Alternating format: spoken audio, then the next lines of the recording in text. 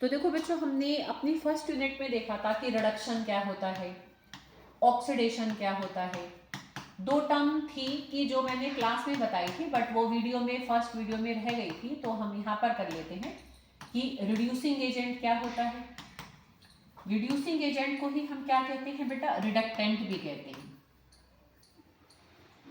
ठीक है। और जो हमारा ऑक्सीडाइजिंग एजेंट एक और टर्म है, ऑक्सीडाइजिंग एजेंट को हम और क्या कहते हैं, ऑक्सीडेंट भी कहते हैं। तो इन सारी टर्म्स को हम देखने जा रहे हैं, और ये हमने ऑलरेडी खैर ऊपर की जो दोनों हैं ये देख चुके हैं हम फर्स्ट वीडियो में। और एक और टर्म भी थी, दैट इज रेडॉक्स रिएक्शन। इनकी मैंने जब बुक में तुम्हें टिक करके दिया है तो पांचों की बहुत छोटी छोटी सी डेफिनेशंस तुम्हें एक जगह मिल जाएंगी। तो अब तुम्हें एक बार फिर से उस चीज को अगर मैं रिवाइज कराऊं तो देखो बेटा, यहाँ पर अगर मैं लिखूं कि एक सोडियम था, क्लोरीन था, और यहाँ पर हमारा क्या बना था, NaCl बना था। ध्यान है, हमने जो पहली वीडियो में किया था, क्लास में भी किया था। तो यहाँ पर सोडियम ने इलेक्ट्रॉन दिए थे, तो इसका क्या हुआ था, लॉस ऑफ इलेक्ट्रॉन इसमें हुआ था, तो इसका हुआ था ऑक्सीडेशन। क्लोरीन ने इलेक्ट्रॉन लिए थे, तो इसमें इसने गेन ऑफ इलेक्ट्रॉन किया था, इसका हुआ था रिडक्शन। और इस पूरे रिएक्शन को मिलाकर हमने बोला था रेडॉक्स रिएक्शन। अब देखो, टर्म रिड्यूसिंग एजेंट और ऑक्सीडाइजिंग एजेंट क्या है। तो देखो बेटा, रिड्यूसिंग एजेंट वो एजेंट होता है जो दूसरे का रिडक्शन कराता है। तो अब जो दूसरे का रिडक्शन करा रहा है, मतलब दूसरे में गेन ऑफ इलेक्ट्रॉन करा रहा है, उसमें खुद तो लॉस होगा, समझ रहे हो बेटा। तो यहाँ सोडियम का क्या हुआ है, ऑक्सीडेशन। पर सोडियम एजेंट कौन सा है, रिड्यूसिंग एजेंट, समझ रहे बेटा, क्योंकि इसने दूसरे का रिडक्शन किया। दूसरे किसका किया, क्लोरीन का रिडक्शन किया। तो कोई दूसरे में गेन ऑफ इलेक्ट्रॉन कराएगा, खुद उसको लॉस करना पड़ेगा। तो जिसमें लॉस ऑफ इलेक्ट्रॉन होता है, ठीक है, वो रिड्यूसिंग एजेंट होता है और उसका ऑक्सीडेशन हो जाता है। और ऑपोजिट बिल्कुल क्लोरीन के साथ हो जाएगा, इसका क्या हुआ, रिडक्शन। तो जिसका रिडक्शन होता है वो बेसिकली क्या होता है, oxidising agent, that is oxidising agent, या हम उसको ऑक्सीडेंट भी कहते हैं, ठीक है। तो हमें किसी एक से तुम्हें पकड़कर याद रखना है कि ऑक्सीडेशन हमारा, देखो ओ से याद रखो, लॉस में ये ओ आ जाता है। तो ऑक्सीडेशन क्या है, जिसमें कि लॉस ऑफ इलेक्ट्रॉन होते हैं। अब रिड्यूसिंग एजेंट भी वही है जो इलेक्ट्रॉन का लॉस करता है। तो ये दोनों टर्म में ही हमारा क्या हो रहा है, लॉस ऑफ इलेक्ट्रॉन होता है।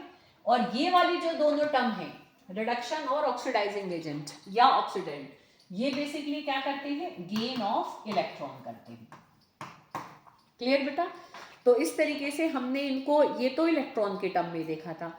अब हम इन्हीं सारी टर्म्स को फिर से देखने जा रहे हैं in terms of oxidation number, ठीक है। तो ऑक्सीडेशन नंबर की टर्म में हम इन सारी टर्म्स को देखेंगे, तो एक एक और हम इनकी डेफिनेशन लिखेंगे in terms of oxidation number, ठीक है।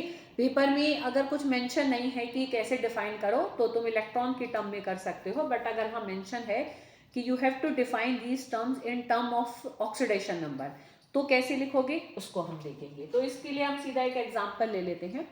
देखो, हम एक एग्जांपल लें, जैसे कि जिंक है और उसमें हमने HCl डाला और हमारा क्या बना, जिंक क्लोराइड बना, और साथ में हाइड्रोजन गैस निकली, ठीक है।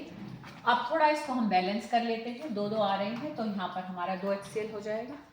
अब यहाँ पर क्या करो बेटा, यहाँ पर हर एलिमेंट के ऊपर उसका ऑक्सीडेशन नंबर लिख दो। कैसे लिखेंगे, देखो, जिंक अपनी एलिमेंटल स्टेट में है, जिस फॉर्म में नेचर में मिलता है, तो इसमें इसका ऑक्सीडेशन नंबर क्या होगा, 0। हाइड्रोजन का हम कितना मानकर चलते हैं, +1, तो इसका लिख दो +1। तो क्लोरीन का क्या आ जाएगा, -1, ठीक है। अब जिंक क्लोराइड, अब तुम्हें ध्यान हो तो बेटा, मैंने बताया था कि कहीं अगर हमें क्लोरीन, ब्रोमीन, आयोडीन का रखना पड़ जाए तो हम क्या रखेंगे, -1 रखेंगे। जैसे हमें अब यहाँ जिंक का निकालना है, तो हम क्लोरीन का क्या रख लेंगे, -1। तो जिंक का यहाँ पर अगर तुम निकालोगे, x 2 क्लोरीन का -2 = 0, तो x = जिंक का कितना आ जाएगा बेटा, +2। ये बात आ रही है समझ में ज्योति, आ रही है बेटा, कि देखो यहाँ जिंक का हमें निकालना है, 1 क्लोरीन का -1, तो 2 क्लोरीन का -2 रखा, = 0 रखा, ठीक है। ये -1 इसका रखा है, पूरा इसके ऊपर चार्ज नहीं है। अब क्लोरीन का जब -1 रखा, तो जिंक का कितना निकल कर आया बेटा, +2, ठीक है। और हाइड्रोजन का कितना होगा, ये नेचर में H2 की ही फॉर्म में मिलता है, तो उसमें इसका ऑक्सीडेशन नंबर होगा 0। तो अब हम ऑक्सीडेशन नंबर की टर्म में कैसे इनको डिफाइन करेंगे, ठीक है, किसको, ऑक्सीडेशन, रिडक्शन, ऑक्सीडाइजिंग एजेंट और रिड्यूसिंग एजेंट को। देखो बेटा, या ध्यान से देखो, जब हम रिएक्टेंट से प्रोडक्ट में जा रहे हैं, किसका ऑक्सीडेशन नंबर बढ़ रहा है और किसका घट रहा है, तो ध्यान से देखेंगे बेटा, तो जिंक का 0 से हुआ +2, तो इसका इंक्रीज हुआ, तो जिसका हमारा क्या होगा बेटा, इंक्रीज ऑफ ऑक्सीडेशन नंबर हमें जहां देखने को मिलेगा, तो वो प्रोसेस हो रही होगी ऑक्सीडेशन। समझ लो बेटा, क्योंकि ऑक्सीडेशन में क्या होता है, लॉस ऑफ इलेक्ट्रॉन होता है। अब इलेक्ट्रॉन किसी में से कम होंगे तो उसका प्लस का चार्ज बढ़ेगा ना, मतलब उसका चार्ज बढ़ेगा क्योंकि उस पर पॉजिटिव चार्ज आएगा जब वो इलेक्ट्रॉन लॉस करेगा, तो ऑक्सीडेशन नंबर हमेशा उसका ड्यूरिंग ऑक्सीडेशन क्या होगा, बढ़ जाएगा। तो oxidation is a process in which increase in oxidation number occurs. तो रिडक्शन क्या हो जाएगा, ध्यान से देखो बेटा, कि यहाँ पर अगर हम हाइड्रोजन का देखें तो +1 से क्या हुआ, 0, तो इसमें डिक्रीज हुआ। तो डिक्रीज इन ऑक्सीडेशन नंबर अगर किसी प्रोसेस में होगा तो वो हमारा क्या होगा बेटा, रिडक्शन। क्या होगा वो, रिडक्शन। ठीक है, तो ऐसे भी हम डिफाइन कर सकते हैं, oxidation is a process in which increase in oxidation number occurs, reduction is a process in which decrease in oxidation number occurs. अब हम ऐसी रिड्यूसिंग एजेंट और ऑक्सीडाइजिंग एजेंट को भी जज कर सकते हैं, तो जिसका ऑक्सीडेशन हुआ है वो हमारा क्या है, रिड्यूसिंग एजेंट।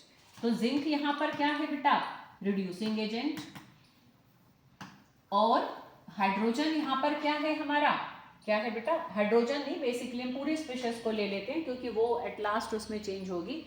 तो HCl यहाँ पर बेसिकली हमारा क्या बिहेव कर रहा है, ऑक्सीडाइजिंग एजेंट। ध्यान है, उपचायक और अपचायक हमने टर्म्स करी थी 10th में, तो ये हमारा क्या है, ऑक्सीडाइजिंग एजेंट, और हम इसको ऑक्सीडेंट भी लिख सकते हैं और उसको हम रिडक्टेंट भी लिख सकते हैं, ठीक है, किसको, रिड्यूसिंग एजेंट को।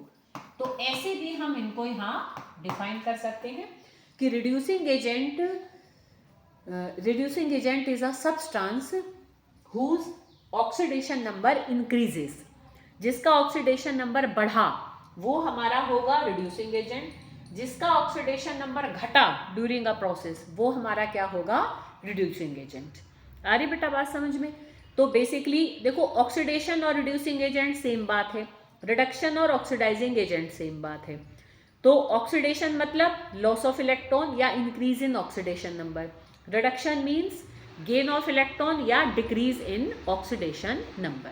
तो इस तरीके से हम इनको इन टर्म्स ऑफ रिडक्शन और ऑक्सीडेशन डिफाइन कर सकते हैं। अब हम एक डिफरेंस देखेंगे बेटा वैलेंसी और ऑक्सीडेशन नंबर का, कि देखो वैलेंसी संयोजकता नाम से तुमने 9th 10th में पढ़ा है। वैलेंसी बेसिकली कंबाइनिंग कैपेसिटी होती है किसी एटम की।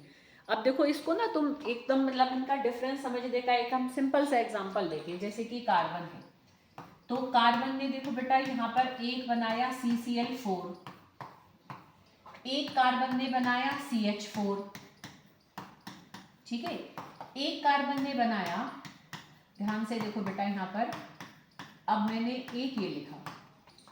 अब देखो बेटा कि वैलेंसी क्या है, कि कितने नंबर ऑफ इलेक्ट्रॉन्स कोई एटम देता है या लेता है या शेयर करता है, वो उसकी क्या होती है, वैलेंसी। ठीक है, अब ध्यान से देखना, इसमें कार्बन की वैलेंसी कितनी होगी कि 4 इलेक्ट्रॉन वो शेयर कर रहा है, तो वैलेंसी इसमें कार्बन की कितनी होगी बेटा, 4। यहाँ पर भी ध्यान से देखो, कार्बन 4 इलेक्ट्रॉन शेयर कर रहा है, तो यहाँ पर भी इसकी वैलेंसी क्या है, 4। यहाँ पर भी देखो तो कार्बन 4 ही इलेक्ट्रॉन शेयर कर रहा है, तो यहाँ पर भी इसकी वैलेंसी क्या है, 4। बट अब निकालो ऑक्सीडेशन नंबर, CCl4 में ऑक्सीडेशन नंबर निकालो बेटा कार्बन का। एक क्लोरीन का कितना मानते हैं, -1, तो x -4 इक्वल टू 0, तो x इज इक्वल टू यहाँ पर क्या आ गया इसका ऑक्सीडेशन नंबर, +4। अब बेटा यहाँ देखो CH4, तो अब हाइड्रोजन का हम क्या मानते हैं बेटा, +1, तो x +4 इक्वल टू 0, तो यहाँ पर देखो तो क्या आ गया इसका चार्ज, -4, ऑक्सीडेशन नंबर इसका -4 आ गया। इधर देखो तो CH2 Cl2, इन दोनों का क्या मानेंगे हम, +2, और मतलब सीधा हम ये लिख लेते हैं क्योंकि हाइड्रोजन का हम क्या लेकर चलते हैं बेटा, +1।